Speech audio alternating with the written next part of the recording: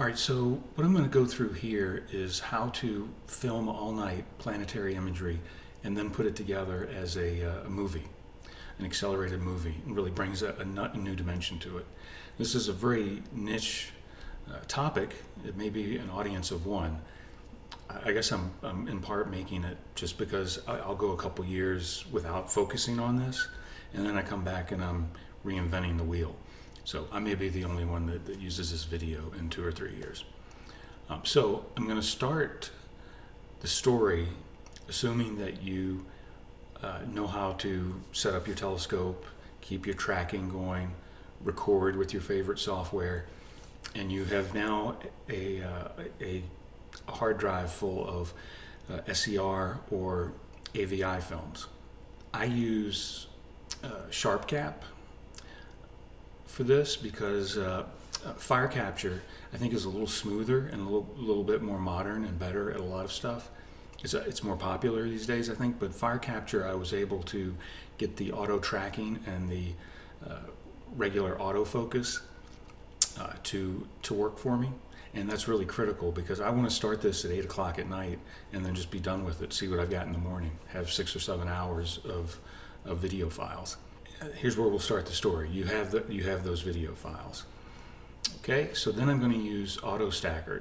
I think that's pretty standard now. Registax can do it. A lot of people still use that, but as far as I know, it's easier in AutoStakkert to do a bunch of batch processing, and that's going to be critical if you've got 100 or 200 or 300 SCR files that you want to process.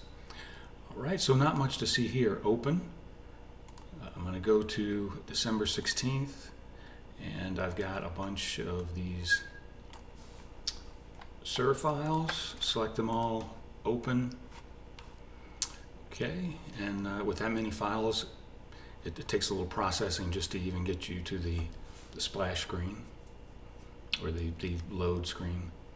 While I'm waiting on that, one thing you want to keep in mind, I forget which one it is of these settings over here with the planet, local, auto size, but you want it like this because there's some options where it will crop each final result to a different size, and for what we're going to do later, all of the files from one night, the stack of them needs to be the same dimensions or it won't work.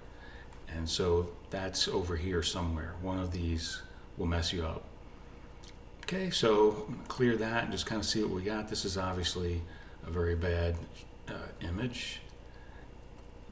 I live in Arizona, so we have a lot of clear nights, but not very good seeing. There's no humidity to kind of steady the atmosphere. So that's another reason that I need to do this all night. If you run it all night on an average night, you will get several good images. It's hard to just set it up and watch it and click record and think you're going to get a great one though. Okay, so now I'm going to hit the analyze.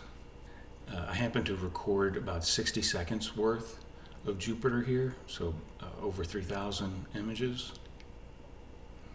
And I think we hadn't even focused it yet. This would be the first SCR that in the list that comes up. This looks really quite poor, but it's more about the process today. The quality graph messed up as well. So you know what I'm going to do? I'm going to skip that first one. I'm going to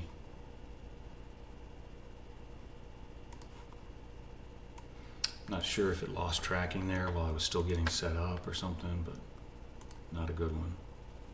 Okay, still not good. I also found that the noise robustness, that actually can be kind of a critical thing to play with. It'll help you, if you get the right number, it really will stack from good.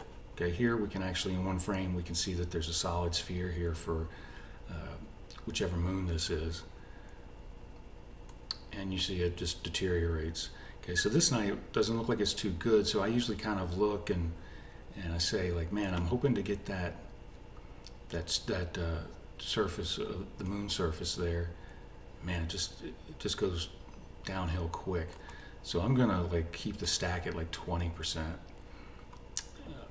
If the night was pretty consistent from good to bad, then I go up on that so that you can pull, you can hit the wavelets a little bit harder. But okay, so now place the AP grid.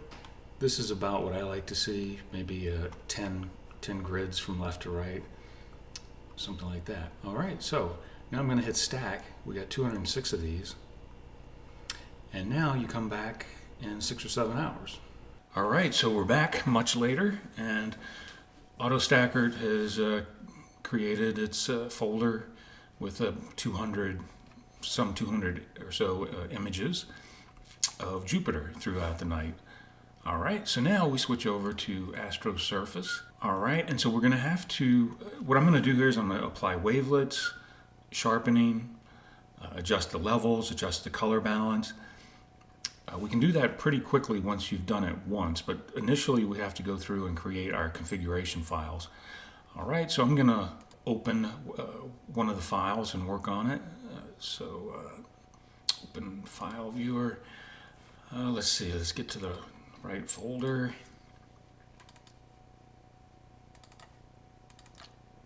Okay, let's see, Jupiter's at opposition right now, so probably a good shot would be around 11:30 or so. Okay, so like an UT, like 6 or 7. Okay, so let's just pick one of these. Open. Edit. All right, so there it is. Not much to look at. Nobody's going to be too impressed with that. We do see that there's some underlying detail in there, and there's a shadow, so that's cool. So wavelets, let's take a look at that. All right, it automatically pulls up the last settings you used. All right, so if you're doing one at a time, you don't need to really save configuration files, but when you do a batch, which we're going to do for all 200 of these, you need to tell it which wavelet configuration file. Okay, so this is what I used last time. It's what you use is going to depend quite a bit on your own pixel to arc second scale, how hard you like to push it, whatever. But this is about what I've got. So if you did this and you liked how it looked, then you save P, and that's what I'm calling it. And I won't resave it, but now's where you would save it, and you'll be able to pull it up in the batch mode. Okay, sharpen, same sort of idea here. This is what it did last time, but you'll do it until you like how it looks, and then save it. And you don't have to append these with, configuration Jupiter sharpen. It has different extensions. So if you just save it as Jupiter 2024. It'll save it as a sharpening file, because that's what the information is. Okay, I'll cancel that, but I'll apply it. Let's see. How about some align the RGB? That works. You need to select it, align. Okay. And levels. No configuration file for this either. Just get it to how you like it. All right. And white balance. I tell you, the white balance, for years I struggled with some sort of standardized way to correct the white balance, and just never really could lock on to a good thing. This just automatically does a great job. Mars is salmon colored. The whites on Jupiter are white. So anyway, good job there. All right, and so that's kind of what I'm left with. It turns out we didn't pick a very good image. Hopefully they're not all this bad. But the point is that I've went through one and figured out all my configuration settings for the various stuff and saved them so that I can use it in batch mode. You only need to do that once, really, unless things change a lot from night to night. But you do need to do it manually the first time. to make those configuration files. All right, so now I want to do everything. All right, so convert, export batch. I'm going to do wavelets first. Okay.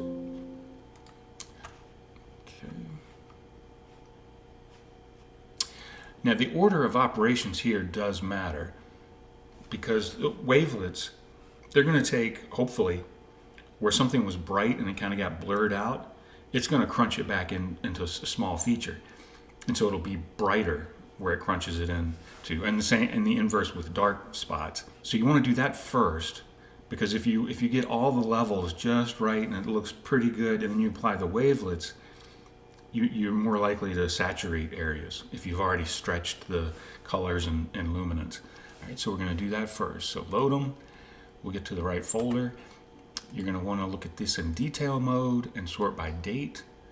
That'll make it easier for us when we come back to this. All of the newest stuff will be right on the top with its new extension. Control A, open. Okay, now I load that parameter file and process. Things go surprisingly quick, although 200 will take 20-30 seconds. Okay, so exit. Now I'm going to do the same thing with sharpen. With a big target like Jupiter, I think I get a little benefit from sharpening. With Mars is a lot smaller right now. I don't do it, but we're going to load. We're in the right folder, and you see now all of the wavelet extensions are right up front. Okay, so we're going to grab all of those, load the sharpen parameter, process. Now we're going to do some of the less extreme processing. RGB align, local contrast. All right, let's load the files. Now we have the wavelet and the sharpen extension. Align RGB, whole image, local contrast. This one I use it with Jupiter and I get a little benefit, but you may or may not. With smaller things, I don't see much help with that. And auto levels. Process, this goes a little slower because it's doing a few things. All right, and we're almost done. Now we're going to batch the white balance. All right, let's load our latest process.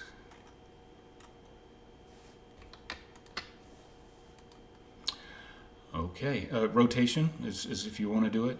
My stuff isn't like very unrotated, so I'll just leave it as it is. But if you were being professional, you could rotate it. So mostly what I'm doing here is just white balancing the whole image and process. What you didn't see me do in this process is WinJupos, derotation.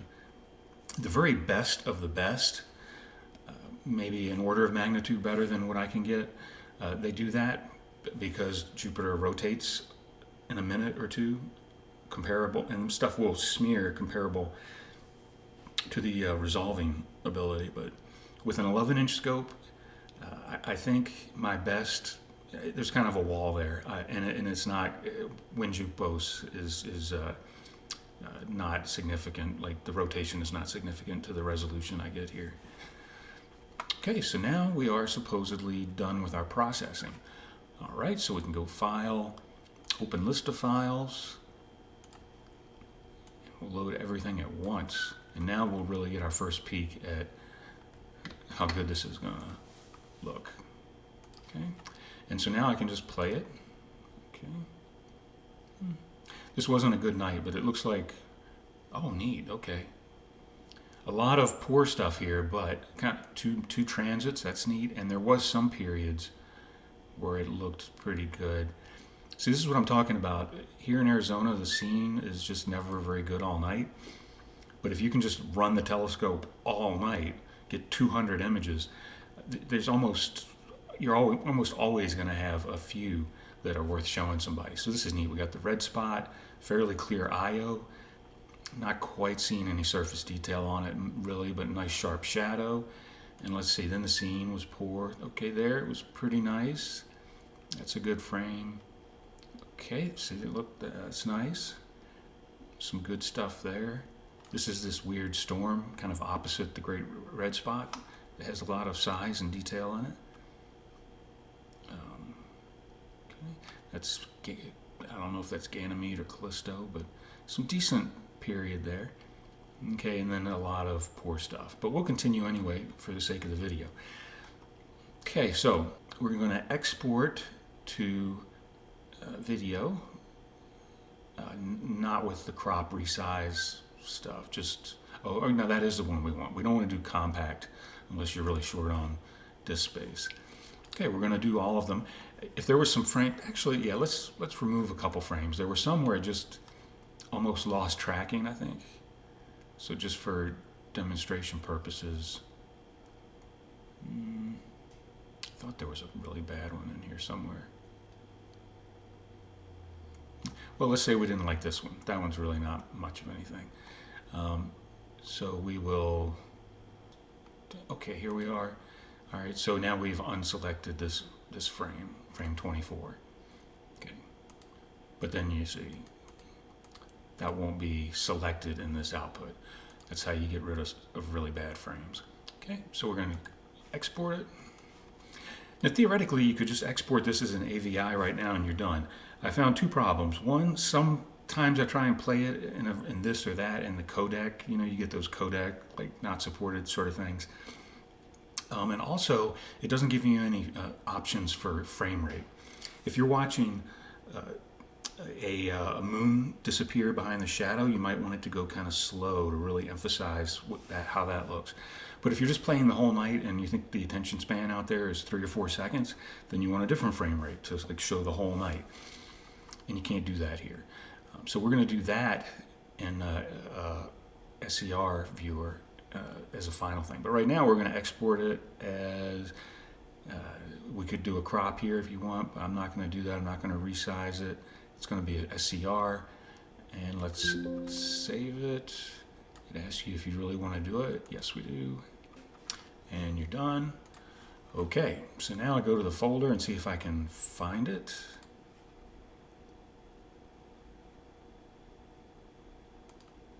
There it is.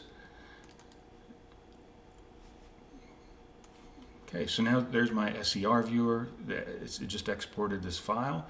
It was a lot of time. At least it recorded like pretty much the whole night there. All right, but we want to get it to an AVI to upload to Facebook and impress everybody, right? So file, save as AVI. Okay, all 206 frames. Forward, apply processing. We're not really doing any of that. Now here's where I can adjust the frame rate. Okay, so this was 200 frames. I wanted the video to maybe be 10 seconds.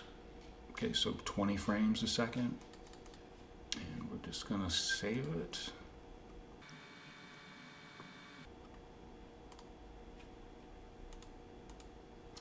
And now we have an AVI. Let's play that.